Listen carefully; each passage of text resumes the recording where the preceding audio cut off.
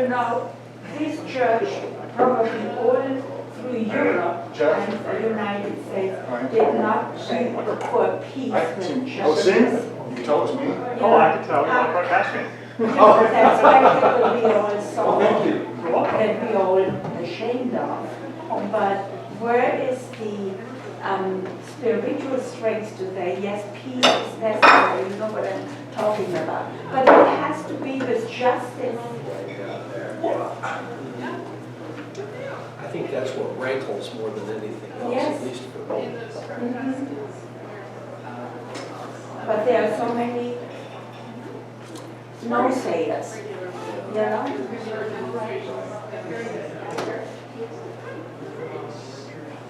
It's not even a political opinion that churches like to stay away from within, but we all understand peace, and it doesn't have to be a political issue. But you cannot have it without justice. Actually, And justice shouldn't be a political issue either. So I don't understand why that cannot be. You know, that's the feeling everybody in Europe should go hand by hand, stand along the border, you know, say, no any further, you know. But I am enjoying the really smart, witty sign, protests that are, when you see on YouTube, like you see the paint, spread on the street across the Russian embassy in London, and the blue and the yellow and red paint, Ukrainian flag on the street, right across the front of the Russian embassy. Yeah. I think, oh yes, more of that, please. I saw a funny thing about a protest at a Tesla dealer, and the camera pans up to the building, and up on like the top floor, there's a sign in the window that says, "We hate him too." Yeah. Well, my brother-in-law has a Tesla, and he's thinking he needs a decal. Like, I bought this a long time ago before. Yeah. There's a guy in Hawaii who's selling these bumper stickers faster than he can make them that say, I bought this before Elon was nuts. Yeah. Yes. Yeah. Yeah, I especially like the story about the raccoons trying to break into a Cybertruck thinking it was a dumpster.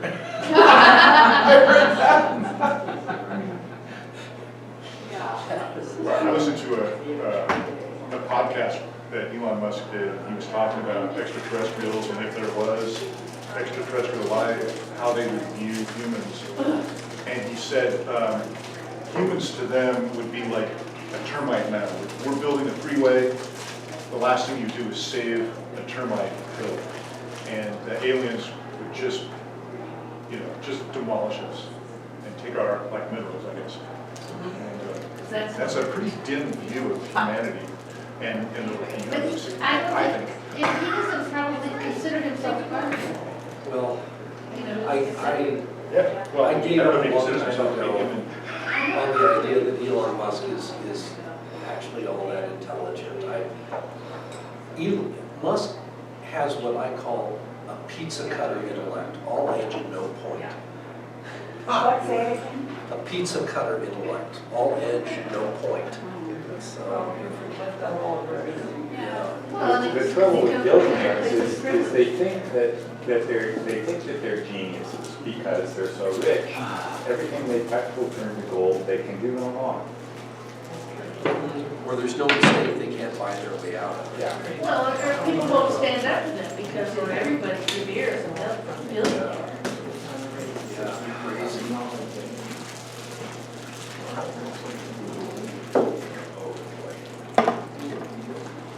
So you didn't start yet? Oh, not almost. That's cool. That's great news. I'm waiting for So you. impressed. I should Yeah. just make sure I I'm follow waiting you for you every guys. That's great. I thought I was going to miss the first 10 minutes. No. That's great. Well, now you need to talk us down. Yeah. I'm sorry. Did I miss something? Are we a little wound up over here? Yeah. So I said this earlier, but I'll repeat it again just in case. This is my public service announcement. If you want to contact your congressional representatives. Many congressional offices are still accepting faxes. And you can go to a website called faxzero.com, and you can use it to send free faxes to members of Congress. There's a paid version and a free version, and the free version will let you send up to 5 faxes a day, up to 3 pages each.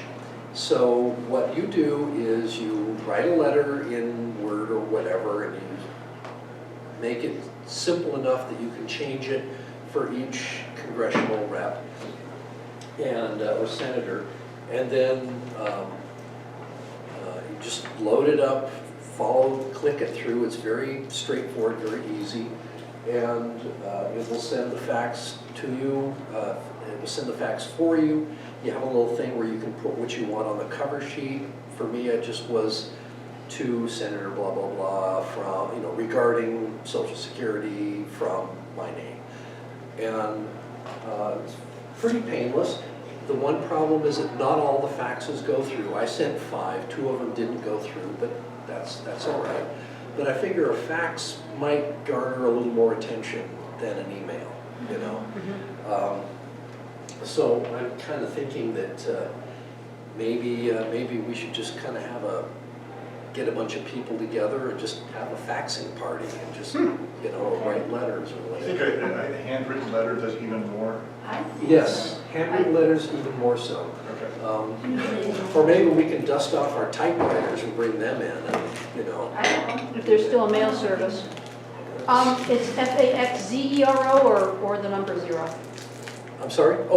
Faxes, ZERO. Yeah, FAX. faxzero.com. Yeah, good question. Thank you. But give us a day, Sorry? let's decide now, give us a Yeah, day. you guys want to maybe think about that, maybe put something together? I don't know. I think a little party.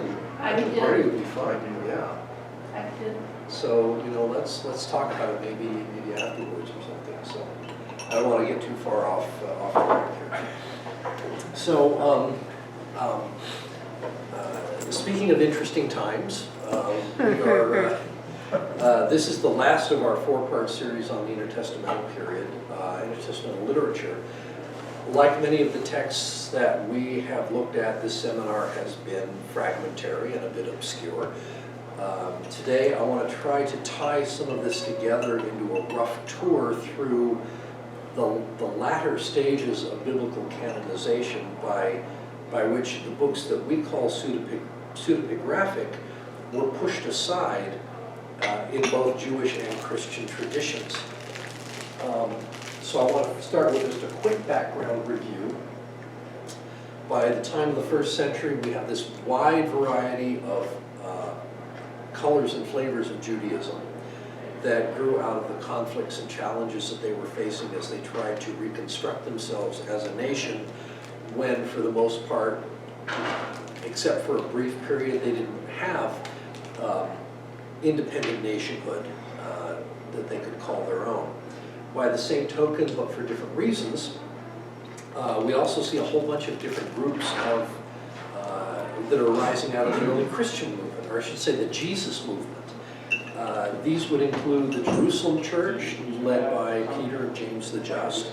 You have the Johannine community. You have, outside Jerusalem, you have the Hellenistic Jewish Christians, groups led by Stephen, Philip, Barnabas, possibly Apollos, and of course Paul. Then you have groups, these groups accepted Gentiles into their community without the requirement of living according to Jewish law. Then you have, in Galilee, there's believed to have been a group that was the source of the so-called Q document that informs so much of Matthew and Mark. We also have traces of minority groups like the Ebionites, who were strict followers of the Torah. They accepted the teachings of Jesus, but not his divinity. So then you have the zealot-influenced Christians who believed that Jesus was a political Messiah that would overthrow Rome. We also speculated last week about how Essene survivors from the Jewish war might have found their way into Christianity and planted the idea of celibacy in Christian thinking. So, a brief note before I go further. I'm going to be mentioning a number of texts that we haven't actually talked about before. We will describe some of them briefly later on, but others will appear only in passing, and for this I apologize. The problem is that this topic is just simply too darn big. We could be delving into a lot of texts, many of which I've never heard of. So if you see the title of something that looks unfamiliar, that's why. So we just need more classes. Sorry? So we just need more classes. Yeah.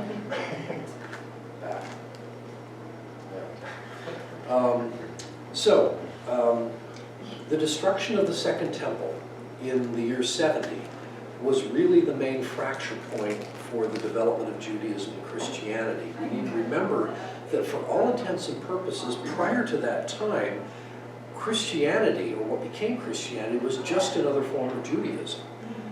After the Jewish war, that started to change. Two strands of Judaism came out of that catastrophe. There was the Pharisaic tradition that became Rabbinic Judaism, and the other one was what became Christianity. So in the first century, before the temple's destruction, we have pretty much universal agreement that the Torah and the prophetic books are authoritative. We also have this third section of the Hebrew Bible that later became called the Writings, that included books like Psalms, Daniel, Chronicles, Ezra, Job, Song of Songs, Proverbs, and so on. They enjoyed varying levels of acceptance. There was still some question about those.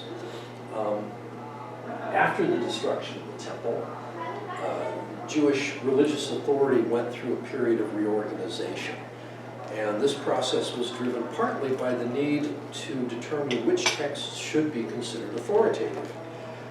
There's a tradition, or at least there was a theory, I should say, that the rabbinic authorities hammered out some of this at a place called Jamnia, that there was a council there, but it really doesn't look like that actually happened. What is more likely is that this took place as a series of rabbinic debates between various schools as they were thrashing this out. We don't have a lot of evidence that sheds light on this process, or at least on the process by which pseudepigraphic works were excluded, although in some rabbinic writings we get some clues that make us educated guesses, as to what they were thinking. What we do know is that the writings were pretty much established and fixed sometime in the 2nd century CE. Another big factor appears to have been in setting the Jewish canon was how some of these works were used in debates between Christian and Jewish apologists. So some of these, we've looked at a couple of these books. Well, certainly Enoch.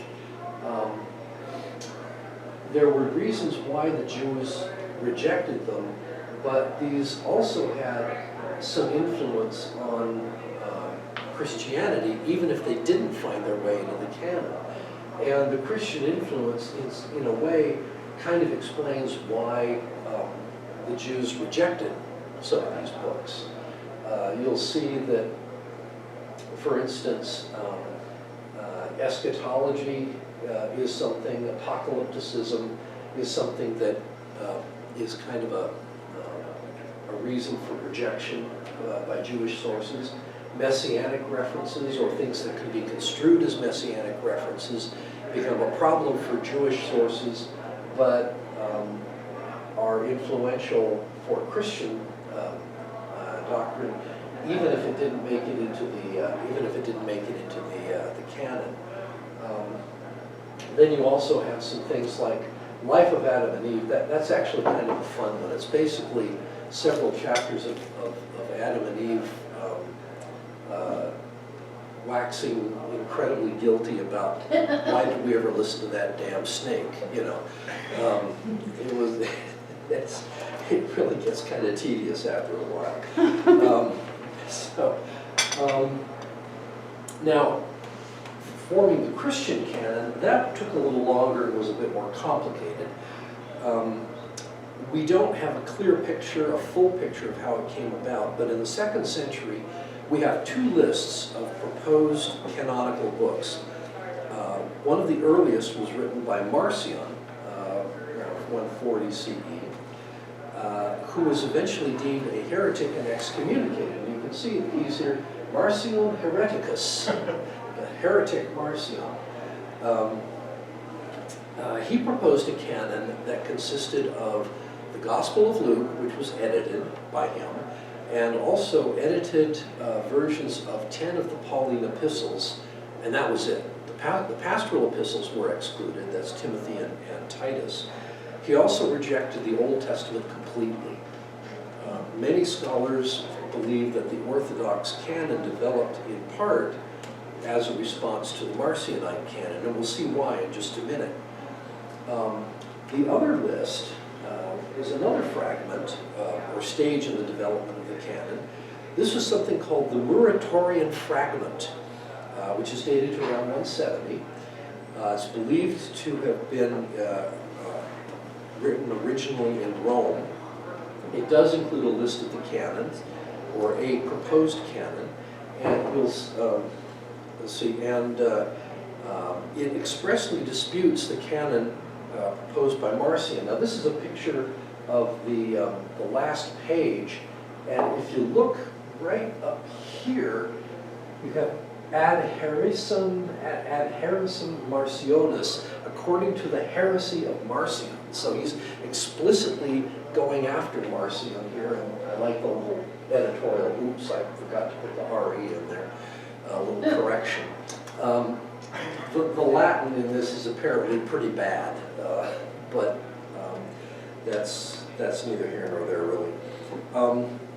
So it contains most of the New Testament books that we know. It doesn't mention James or Hebrews or 1st and 2nd Peter. It does mention a word called the Shepherd of Hermas as valuable but not authoritative. It also mentions the Apocalypse of Peter, which we'll talk about in a minute. But it states that some people reject it, and we'll see why for that too. Incidentally, what we mean by canon here, at least for their purposes, this means something that's considered appropriate to be read in church. Non-canonical books were considered, it was okay to read them privately, but they might contain ideas that would, raise an eyebrow or two, if you bring it up in Sunday school. So, interestingly, the debate between, to finalize the Christian canon took a lot longer. It took centuries to complete. As late as 250 with Origen of Alexandria, and 325, Eusebius of Caesarea, they're still arguing over disputed books, which ones to include, which ones not to include. Finally, we get to 363-64, the Council of Laodicea, that establishes the canon that we have today, except for the book of Revelations. Revelation was a hard sell, and it wasn't until the councils of Hippo and Carthage that Revelation was finally included in the canon, and we have it in the final form. What's interesting here is that we don't get the finalization of the canon until 72 years after the Council of Nicaea and the Nicene Creed, which is kind of interesting that even that late there's still this flux going on as to what's authoritative and what isn't. Now, we've spent most of our time so far in the seminar on pseudepigraphic Jewish books that were designated as apocryphal by Christians, like the Book of Enoch, but I want to take a closer look at some mostly Christian pseudepigraphic works that didn't make the cut, and why church authorities rejected them. And mainly, these reasons come down to what we have here. It was considered too late to be truly apostolic. It included Gnostic or heretical theology. The content was just a little too out there to be taken seriously. Early church wasn't using it, didn't consider it useful, so maybe the later authorities felt there was a reason for that. And then you have things that are frankly out-and-out forgeries, like something called the Acts of Paul. Now, I want to just take a quick detour and talk about Gnostic thinking, because that's not everybody's up on that, and I kind of had to go back and review it myself, because it's been a long time since I've touched on that. But Gnostic groups were, they embraced a mythology that distinguishes between an inferior creator of the world that they called the demiurge, which is just Greek for a Greek word meaning to create, demiurge, and a more transcendent God or order of being.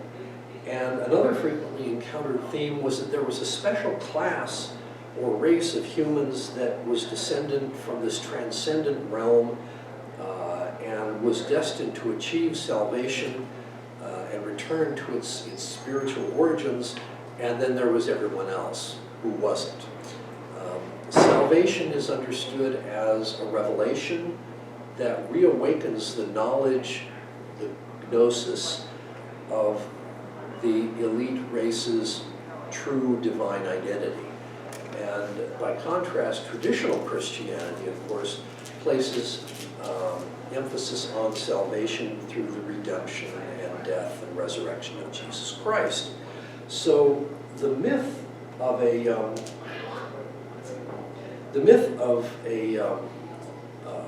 demiurge and the theme of reawakened awareness of divine origins, this all comes out of Platonic and Neo-Pythagorean philosophy. But among the Gnostics, there was a much sharper division of this dualism, this distinction between matter and spirit. Matter was absolutely gross and disgusting and evil and sinful and corrupting, whereas spirit was everything that matter was not, in a good way. And the idea that this, of course, created a problem because you have a very negative attitude towards the creator God, the material cosmos, the human body, this idea that we might be resurrected with physical bodies was just absolutely abhorrent. I mean, we shuffled off this mortal coil finally, and now we're stuck with it forever. Even divine matter, just no such thing. So, that was Gnosticism. It just in a very brief nutshell. Now, what I want to do next is I want to go through some of these pseudepigraphic works just quickly, and just kind of give you a taste of what they were saying. Yes? Just a real quick footnote to your description of Gnosticism. One of the characteristics of Gnostic groups was that they espoused secret knowledge. Yes. That there is a secret knowledge that when you attain a certain level of holiness or privilege within the group, or when you've given enough money to the rector or whatever, right? Then you will be given the secret knowledge, and that's how you will be saved. Yeah. Scientology? Yeah, Scientology. You noticed? Yes, exactly. Oh, great. Yeah. It's Gnostic. Yeah. Yeah, I've also noticed this in certain martial arts gyms. If you stick around long enough, then the master will show you the really secret techniques. Yeah. It's like the Eleusinian mysteries also, though. It's like What's that? It's like the Eleusinian mysteries in Greece. It's like Yes. you're an initiate, and then you get to know the special stuff. Yeah. Right? Yeah, you get to, all the really cool stuff. So, anyway, let's delve into some of these. The first one I want to look at is the Gospel of Peter, which presents an alternative passion and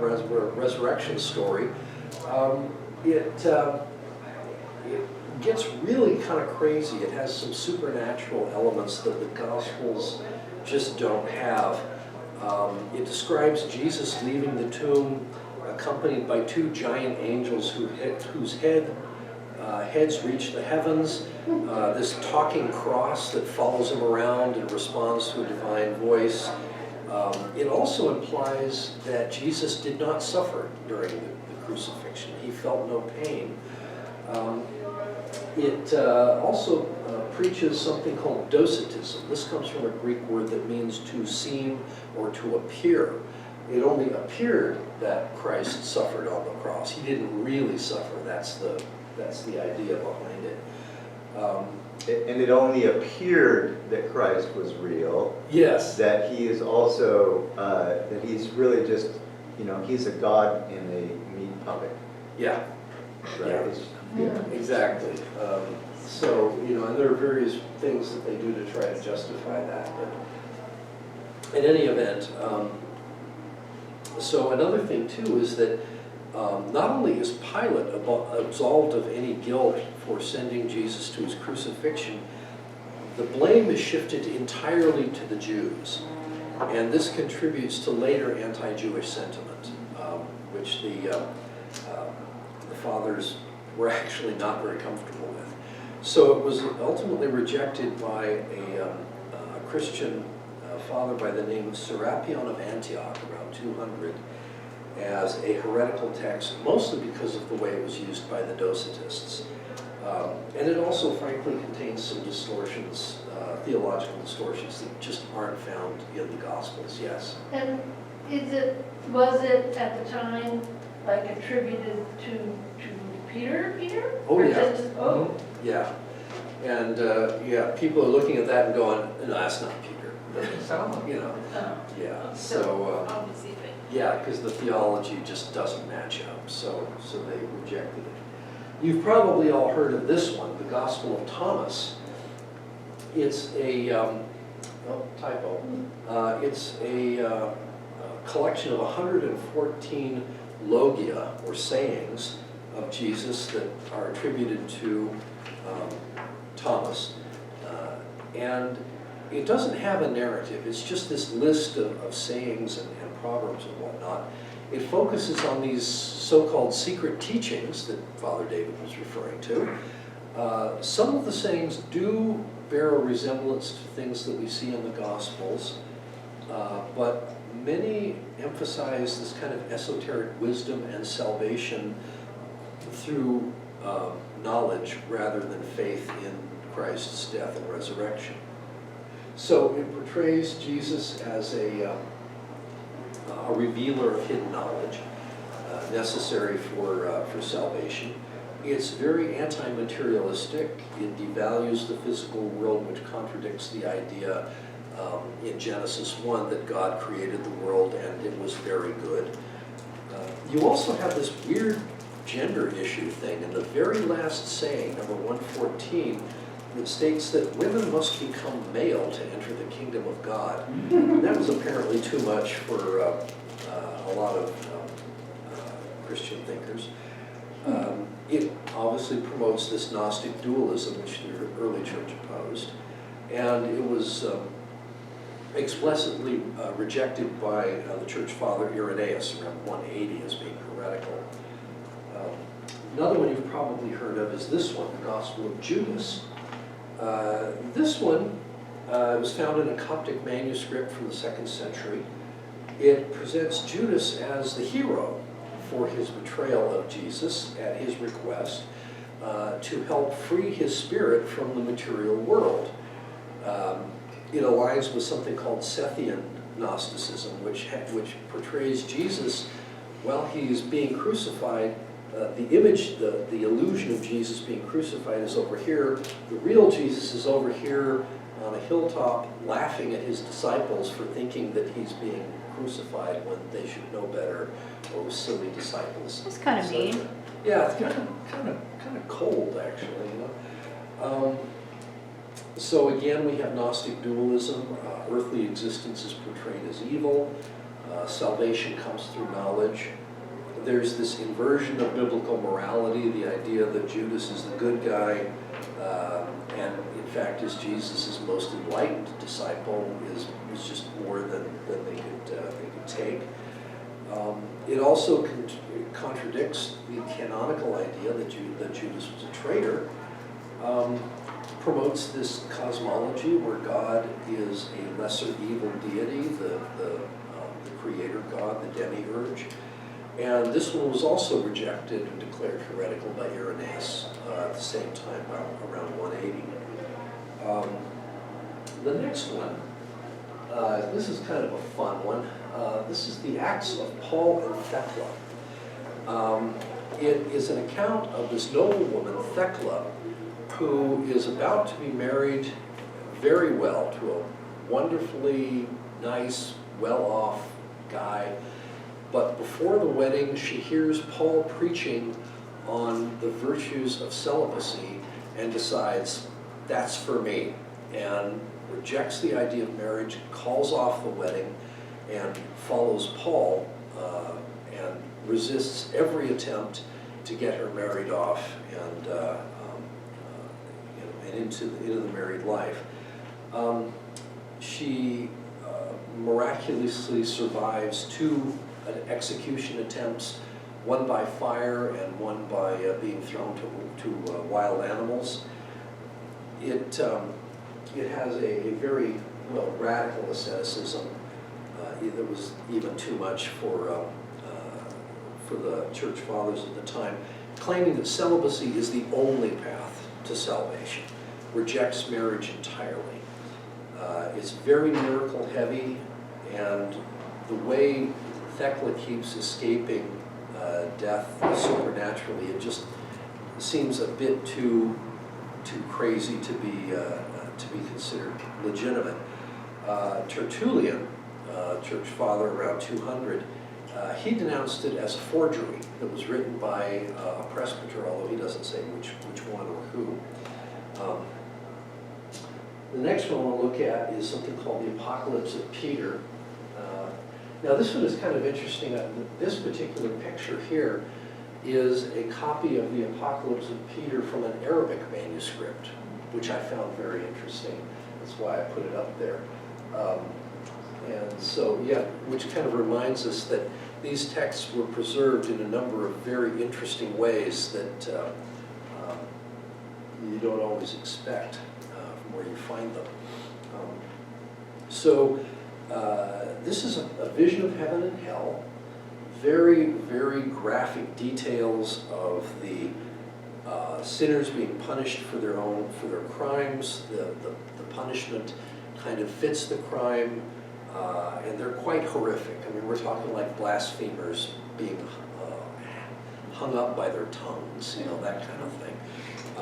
Pretty grim. And yet there's universal salvation. Yeah, and yet there's this idea of universal salvation. So, yeah, go figure, right? It was... Heck of a purgatory then. Yeah, it was basically considered too speculative and frankly overly sensational to be taken seriously. There were a number of church leaders that condemned it and debated its authenticity, one of whom was Eusebius in the 4th century, who wrote the famous History of the Church. It was such an important source for the history of early Christianity. The next one is something called the Epistle of Barnabas. Now, this one basically treats the entire Old Testament as an allegory. The laws were never real, they were never really meant for the Jews. It was all symbolic, but it symbolically pointed to Christ. Everything points to Christ. This was an extreme example of what is called supersessionism. Basically what it means is that Judaism was never divinely intended, it was never divinely inspired. It was just kind of this unsacred thing that really had no point other than to point to Christianity. Obviously, this would not have gone over well with the Jewish Christians. So for that reason, and a lot of anti-Jewish rhetoric that we find in this text, it denies the covenantal significance of the Jewish traditions. So it was also basically determined that this was not written by Barnabas, this would be Paul's missionary companion. And the anti-Jewish themes were not, it wasn't just the ugliness of the anti-Semitism, they were also doctrinally problematic. So for that reason, this was rejected. The question? Yes. Just very generally, what language are these written in? Well, this one is written in Greek. Most of them are written in Greek. Some of them, what we're going to see, actually this next one, the Gospel of the Egyptians. Oh no, sorry, that's in Greek too. All right. Some of them were written in Syriac, which is a dialect of Aramaic that's probably about as close as we're going to get to the form of Aramaic that Jesus would have spoken in his everyday life. Also, did these particular writings have a following? Like they have a little offshoot of quote Christianity? Oh yes, they definitely did. Which is one of the reasons why they were coming down and saying, no, this is what's authoritative and this isn't. Because they wanted to shut down that branch of... Mm-hmm. Exactly. So, so this is the Gospel of the Egyptians, Gnostic text, rejecting procreation, so hyper ascetic, celibacy again, the only path to salvation. It goes into Gnostic metaphysics and secret knowledge, again, pretty much the same that we've seen with other Gnostic texts.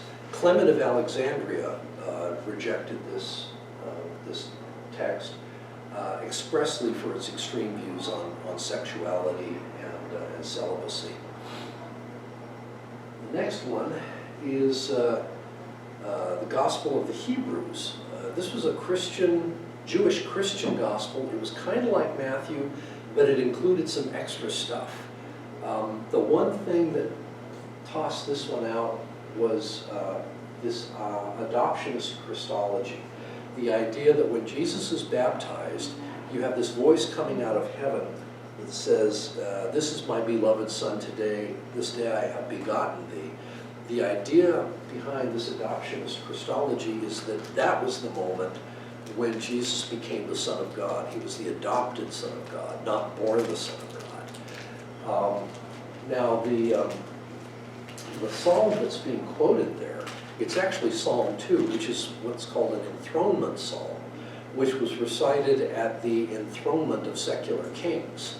So it's a more accurate, more likely interpretation of what the author had in mind is that he's not using it to say that Jesus is hereby becoming the Son of God. It's that Jesus is assuming a role of kingship rather than sonship. But that's either here nor there. The reasons for rejection is that it contradicts Nicene Christology, and there were just a lot of apostolic fathers that just couldn't go with this. They just didn't want to. They didn't want to go with it. The last one. Oh, this one's in Syriac. Okay. The Infancy Gospel of Thomas. This one is, frankly, kind of hilarious.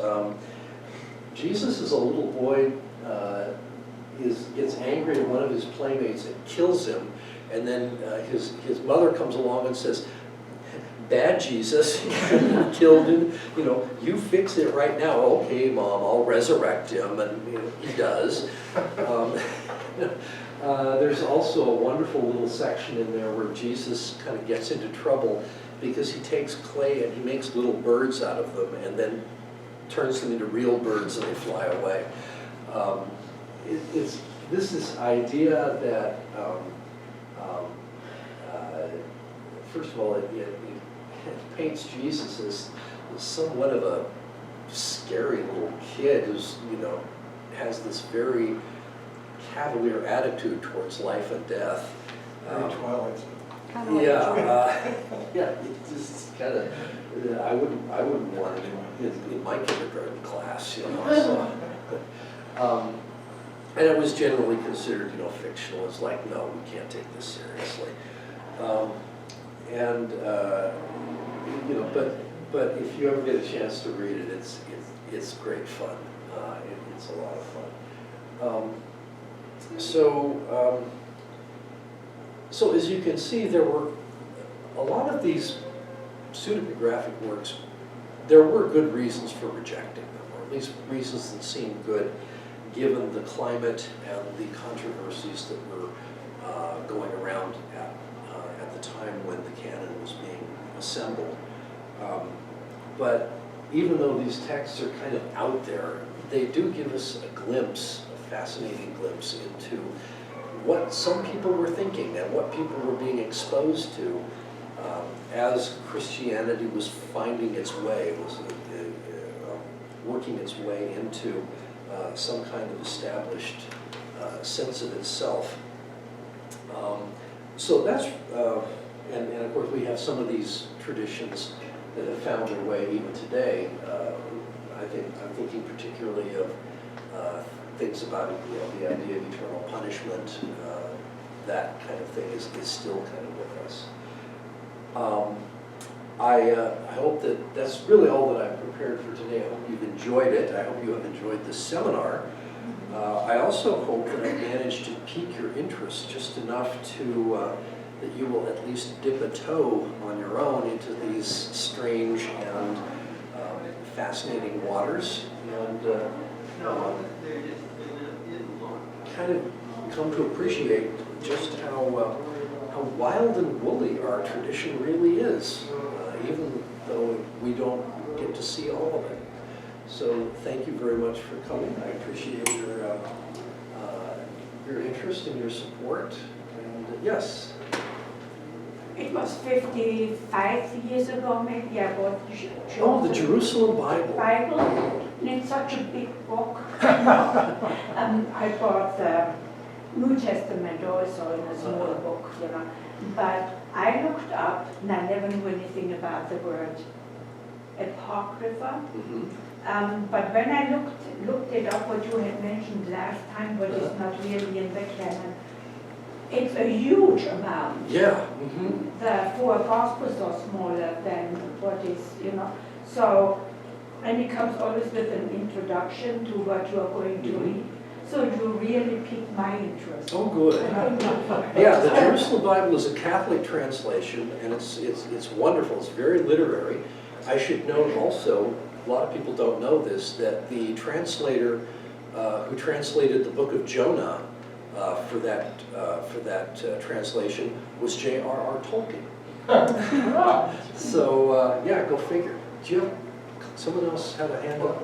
Yeah. So Dead Sea Scrolls, that was in the late 40s when those were discovered? Yeah, 1946. Okay, and then there was the Nag Hammadi in Egypt, and I forget what year that was. Yeah, 47, 48. Okay, so without those two discoveries, we would still have the Catholic Church Apocrypha. What other sources do we have outside of those three bundles, Nag Hammadi, Dead Sea Scrolls, and are there other sources that were preserved or discovered? Or yeah, a lot of these existed in various obscure libraries of monasteries all over the world. Also in around 1915 or so, there was a discovery of a document hoard in the Geniza of the old synagogue in Cairo. Now, a Geniza, one of the traditions of Jewish documents is that if you have a scroll and it's worn past a certain point where it's there, and there are rules that govern this, that you can't use it anymore, you don't destroy it because it contains the name of God.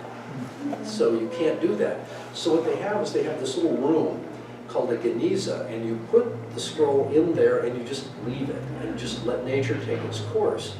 Well, Egypt being absolutely dry and desiccated and everything is great for preserving documents. And somebody got the idea to go check out the geniza at the old Cairo synagogue, which had been around forever. And they found this huge trove of documents, some of them very old. What's interesting is that there were a couple of documents, one called the Damascus document, which later turned up in several copies at Qumran among the Dead Sea Scrolls. And there was a scholar by the name of Solomon Zeitlin who saw that and immediately determined that because the Damascus document was found in this medieval synagogue, that the entire Dead Sea Scroll trove must consist of medieval forgeries. And he went to his grave believing that, just absolutely would not be moved, not even the carbon-14 or anything would change his mind. But anyway, but there you have things like that. And a lot of it too is just stuff that has been carefully preserved in various libraries and monasteries, and every once in a while something turns up. Yeah. I'd like a thought experiment, and you don't have to tell us now, but it would be interesting if the Revelation was not included in the Bible. How do you think that would have affected American religion of the 19th and 20th and 21st century? Oh my gosh, yeah. That's a really good question. I think what would have happened was that Daniel and Joel probably would have been pressed into service instead of Revelation. What press they would have been, huh? Yeah, we gotta have. We have this weird lust for the end of the world. There's this appeal about it. Or is the appeal that the other's going to get it and we're going to be the best? Yeah, we will be. I got bad news for you, Cynthia. Mm. The rapture already happened. Yeah. And we're looking And at here we are. We're looking at Yeah. So let's make the best of it, huh? That's right. Well, I have a friend who usually says something like, "Hell has better music anyway." Bill.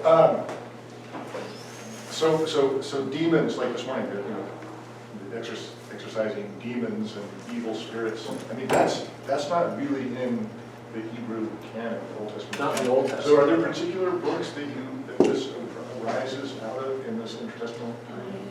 This idea of demons and evil spirits and unclean spirits? Yeah, mostly it seems to have come from Zoroastrian influence, which the Jews picked up when they were in Babylon, and after the exile, when they scattered all over the place, including places where there were a lot of Persians. Were there Zoroastrian texts that were around? Yes, there were. There's one called the Zend-Avesta that I think is still around. Interesting, a lot of the Zoroastrian texts have kind of disappeared, and there isn't a whole lot. There isn't a whole lot left, but apparently there was a huge corpus at one point. But there are some texts. I was wondering if they made it into any of these intertestamental apocryphal books. I imagine there was some influence. I don't know about direct quotation. I couldn't really speak to that. Weren't the three magi in the birth narrative, weren't they Zoroastrian Yes. king makers? They were, yeah. There was, wise men from the east. That pretty much makes them Zoroastrians. Well, it is cool, and what it does, I love this. Sorry, I'll keep it quick. When you look at the birth narrative, you have all of the major ways of indicating that a human being is divine. You have born of a virgin. You have a sign in the stars from the east. You have the birth, the genealogy from the Hebrews. I mean, so all the major influences on that culture in Jesus' time and place. All the ways of saying someone is special and divine are there in the birth narrative. Yeah, yeah, I there's, wonder what that means. yeah. You know, there's another thing that I just love about Luke's narrative especially is you have, well, you start with a pregnant virgin. You have all these inversions, things that are all backwards. So you have a pregnant virgin, you have a stable instead of an inn, you have a manger instead of a crib. The people who come to do homage are these non-Jewish Zoroastrians. The messengers are shepherds who were so disreputable that they were by law forbidden from giving testimony in court. And you have an angelic host. The Greek word is stratias. It's an army. It is literally an army singing about peace on earth. Cool. You know, you have all these inversions, and I think, you know, if I would just kind of speculate, I think what Luke was trying to say was that the whole world was about to be turned upside down. I mean, that's just me, anyway, but thank you for...